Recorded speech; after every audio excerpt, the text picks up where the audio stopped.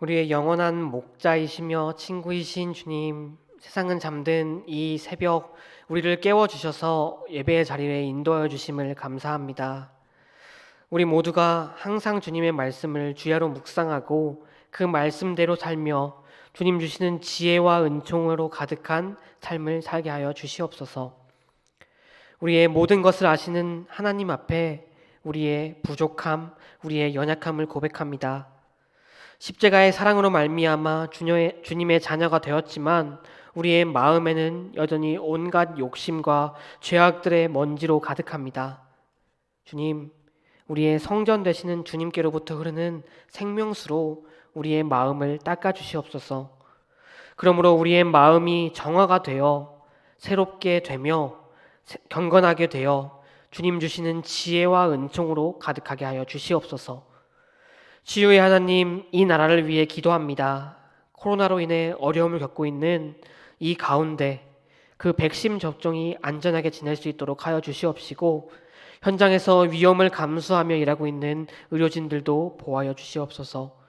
그뿐만이 아니라 어려운 시기를 보내고 있는 모든 사람들 한 사람 한 사람 주님께서 찾아가 주셔서 위로하여 주시옵소서. 우리를 항상 지켜주시는 주님을 믿사오며 사랑이 많으신 예수 그리스도의 이름으로 기도드렸습니다. 아멘. 이 시간 함께 찬송가 453장 함께 찬양하도록 하겠습니다.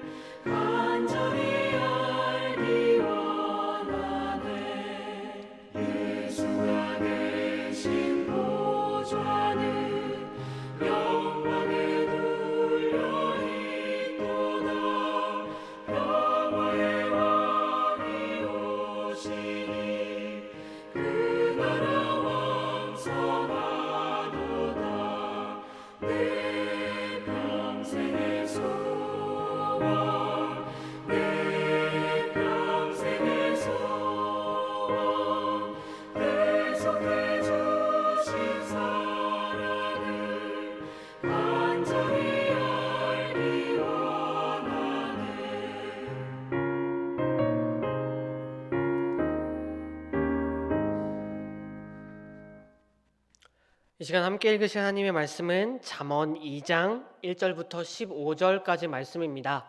이 시간 잠언 2장 1절부터 15절까지 말씀 봉독하도록 하겠습니다.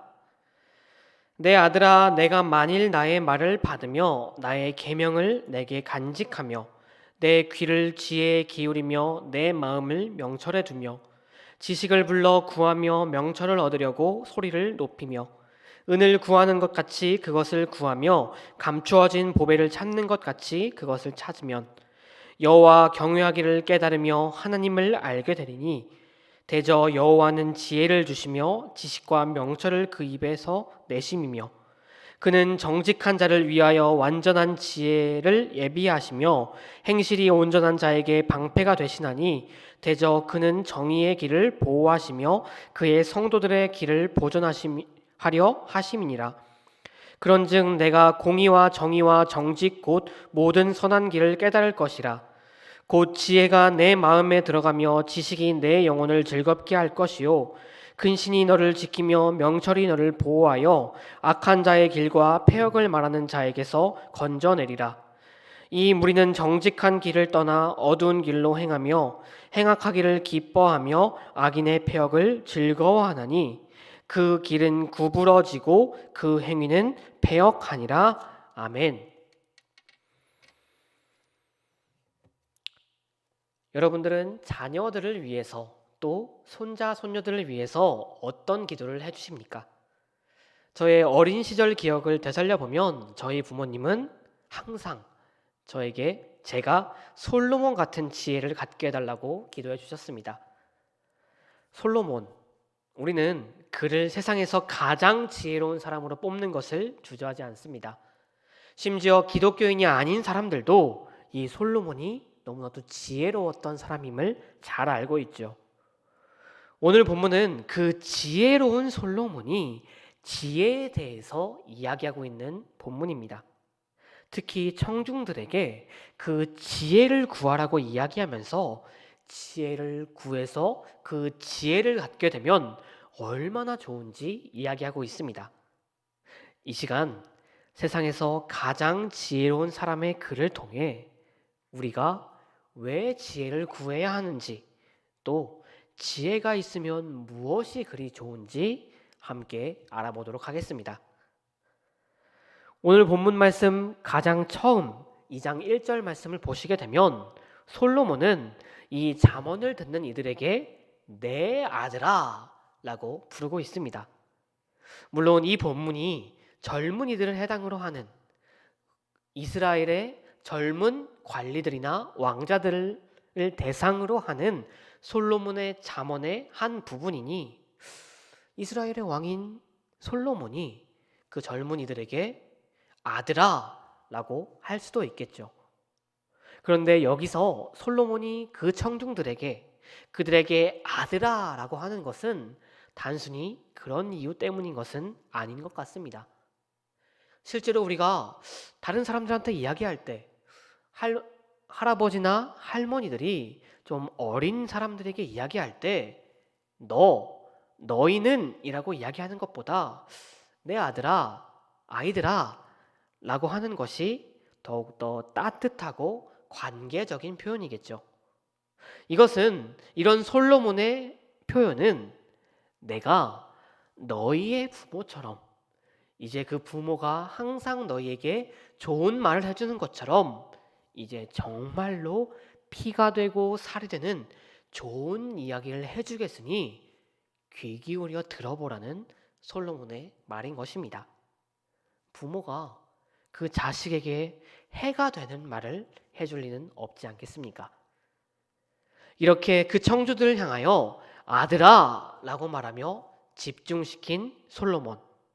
그는 2절과 4절에서 마음을 열어 귀 기울여서 듣고 입을 열어 큰 소리로 부르고 은과 보석을 구하듯 열심히 찾으라고 말하고 있습니다. 무엇을요? 지혜를 말입니다. 귀 기울여서 지혜를 듣고 지혜를 큰 소리로 부르고 지혜를 열심히 찾고 정말로 지혜를 적극적으로 나서서 찾으라는 것이죠.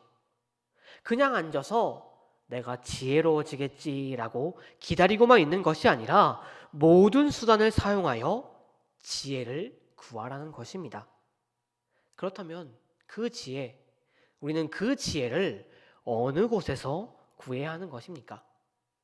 어디를 가야 우리가 누구에게 이 지혜를 구해야 하겠습니까? 바로 참된 지혜이시며 지혜의 근원이신 여호와께로부터 우리가 여호와께로 나아가 바로 그분께 여호와 하나님께 지혜를 구해야 한다는 것입니다. 그렇게 성경에서 수없이 지혜의 근본은 하나님을 경외하는 것이라고 말하고 있듯이 하나님을 경외하는 것, 곧 하나님께 나아가 우리의 지혜를 구하는 것이 지혜의 시작이며 또 지혜의 목적이 되는 것입니다. 다시 정리해보면 우리가 하나님께 신령과 진정으로 나아가서 주님의 말씀을 묵상하며 그 말씀에 순종하며 따를 때 참된 지혜이신 하나님께서, 지혜의 근원이신 하나님께서 우리에게, 주님을 믿는 우리에게 그 지혜를 주신다는 것입니다. 중요한 것은 우리가 하나님이 주시는 그 지혜를 지니게 되면 단순히 똑똑해지거나 정신이 맑아지는 것으로 끝나는 것이 아니라 그 지혜로 말미암아 우리 가운데 놀라운 축복이 일어난다는 것입니다. 어떤 축복이 우리 가운데 일어나게 될까요? 먼저 솔로몬은 우리에게 완전한 지혜가 생겨난다고 말하고 있습니다. 여기서 완전한 지혜, 이 지혜는 더 똑똑해지고 더 영리해진다는 것이 아니라 어떤 성공으로 이끄는 지혜, 곧 옳은 선택을 하도록 만들어주는 지혜를 지칭하는 것입니다. 그러니까 선택의 기로에서 바른 선택을 우리가 할 수 있게 하고 더욱더 좋은 것을 붙잡도록 하는 지혜를 의미하는 것이죠. 한마디로 우리가 그 지혜로 말미암아, 완전한 지혜로 말미암아 형통한 삶이 살 수 있게 된다고 말하고 있는 것입니다. 참으로 우리가 모두가 원하는 완전한 지혜인 것이죠. 그뿐만이 아니라 우리가 그 형통한 삶을 살 수 있도록 완전한 지혜를 주신 하나님께서 그 형통함을 방해하는 그 어떤 공격이 있더라도 우리의 방패가 되어서 그 형통함이 끝까지 유지되도록 모든 것을 막아주신다는 것입니다. 처음부터 끝까지 하나님의 백성들을 책임져 주시겠다는 주님의 의지가 담겨 있는 것이죠. 그렇게 하심으로 우리는 정의와 영생을, 불의와 멸망을 떠나 영원히 누리게 되는 것입니다. 우리가 성도로서 살게 되는 것이죠. 그뿐만이 아니라 우리가 그 지혜를 지니게 된다면 우리 가운데 공의와 정의와 정직함이 생기고 그것으로 말미암아 우리는 선을 행하게 될 것입니다. 세상 사람들은 모두 각자 나름대로의 원칙을 가지고 있습니다. 그리고 그 원칙에 따라서 각자 옳은 대로 생각하며 행동하게 되죠. 그렇다 보니 처음에는 분명히 저울추가 맞아 있지만 시간이 지날수록 그 이익에 민감해질수록 우리의 그 저울추는 이쪽으로 또 저쪽으로 흔들리게 됩니다. 그러다가 결국은 마치 세상 사람들처럼 그 이익을 쫓아 그 저울추가 한쪽으로 완전히 쏠리게 되죠. 그렇게 되면 당장은 성공할지 몰라도, 당장은 나에게 커다란 유익을 줄지 몰라도 영원한 삶, 그 영원한 길을 나아가는 우리가 보았을 때 하나님께서 보셨을 때 분명히 그러한 행동은 실패와 멸망으로 향하는 길이 됩니다. 그러나 주님이 주시는 지혜가 있다면 우리가 사는 이 세상에서도 온전한 삶, 바른 삶을 살 수가 있게 됩니다. 주님이 기뻐하시고 올바른 목표점으로 향하는 균형 잡힌 걸음으로 우리가 걸을 수 있게 되는 것입니다. 그러므로 지혜가 우리 안에 들어오면 우리를 보시고 기뻐하시는 주님이 주시는 평안과 기쁨을 누리며 살아갈 수 있게 된다는 것이기도 한 것입니다. 마지막으로 우리 안에 지혜가 생겨난다면, 우리가 지혜를 지니게 된다면 우리를 현혹하는 또 유혹하는 악인으로부터 우리는 우리 스스로를 지킬 수가 있습니다. 다시 오늘 말씀으로 돌아가게 되면 솔로몬은 12절부터 15절까지 말씀에서 두 가지 길로 우리의 삶을 표현합니다. 이것은 우리의 성경뿐만이 아니라 그 유대인들의 문헌에서 자주 등장하는 표현이라고 합니다. 정직한 길, 밝은 길, 바른 길. 그와 반대로 악한 자의 길, 어두운 길, 구부러지고 비뚤어진 길.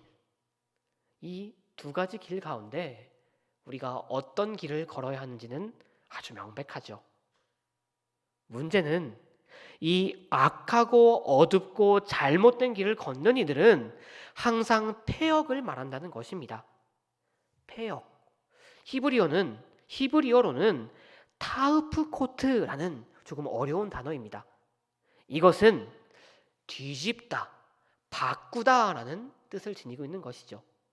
그러니까 이 잘못된 길을 걷고 있는 이들은 자신들만 멸망의 길로 가는 것이 아니라 바른 길을 걷고 있는 이들을 그들도 뒤집어지고 바꾸어지도록 그들을 유혹한다는 것이죠. 그들도 자신들처럼 하나님 앞에서 반역하도록 만들려고 한다는 것입니다. 그러나 우리 가운데 지혜가 있다면 우리는 그들의 유혹으로부터, 그들의 현혹으로부터 절대 벗어날 수가 있게 되는 것입니다. 우리는 그 지혜로 말미암아 여호와의 구원을 기뻐하고 즐거워하는 지혜자로 서게 될 것입니다. 사람들은 누구나 지혜로운 사람이 되기를 원합니다. 그래서 지혜로운 사람이 되기 위해서 책도 많이 읽고 여러 가지 경험도 쌓고 또 여러 가지를 배우기도 하죠. 그러나 참된 지혜는 우리가 얻는 것이 아니라 우리에게 주어지는 것입니다. 바로 하나님으로부터, 참 지혜의 근원이신 하나님으로부터 우리에게 주어진다는 것을 믿으시기 바랍니다. 성도 여러분, 우리 성경은 하나님께서 우리가 구할 때 주시는 분이심을 분명히 말하고 있습니다. 우리가 주님께 구할 때 주님께서는 절대로 아까워하지 않으시며 더욱더 많은 것을 주시는 분이십니다. 그렇기에 우리는 지금 주님께 지혜를 구해야 할 것입니다. 우리가 주님께 지혜를 구할 때 주님께서는 틀림없이 우리에게 지혜를, 참된 지혜를 주실 것입니다. 세상의 지혜는 시간이 지나면 사라지지만 주님께서 우리에게 심어주시는 참된 지혜는 영원히 우리의 마음에 남아 우리가 지혜의 길을, 지혜자로 설 수 있도록 만들어 주실 것입니다. 오늘 하루도 주님께 이 참된 지혜를 구하며 주님께서 주시는 지혜를 누리며 지혜롭게 사시는 한 날이 되기를 기도합니다. 함께 기도하시겠습니다. 은혜로우신 하나님 아버지, 오늘 하루의 시작을 주님의 말씀으로 시작할 수 있도록 우리를 예배의 자리로 이끌어 주시니 감사합니다. 주님, 이 시간 우리들 무엇보다도 주님께 지혜를 구합니다. 시간이 지나면 사라지는 세상의 헛된 지혜가 아니라 우리의 마음속 깊이 남아 사라지지 않는 주님의 지혜를 구합니다. 우리에게 참된 지혜를 주셔서 우리가 하나님을 더욱더 알아가게 하시옵고, 하나님께서 마음과 정성을 다하여 심어주신 삶의 자리에서 주님이 주신 그 지혜로운 삶을 사는 우리 모두가 되게 하여 주시옵소서. 그리하여 우리가 날마다 형통한 삶을 사는 지혜자로 서게 하여 주시옵소서. 우리를 너무나도 사랑하시는 예수 그리스도의 이름으로 기도드렸습니다. 아멘. 하늘에 계신 우리 아버지여, 이름이 거룩히 여김을 받으시오며 나라가 임하옵시며 뜻이 하늘에서 이루어진 것 같이 땅에서도 이루어지이다. 오늘 우리에게 일용할 양식을 주시옵고 우리가 우리에게 죄 지은 자를 사하여 준 것 같이 우리의 죄를 사하여 주시옵고 우리를 시험에 들게 하지 마시옵고 다만 악에서 구하옵소서. 나라와 권세와 영광이 아버지께 영원히 있사옵나이다. 아멘.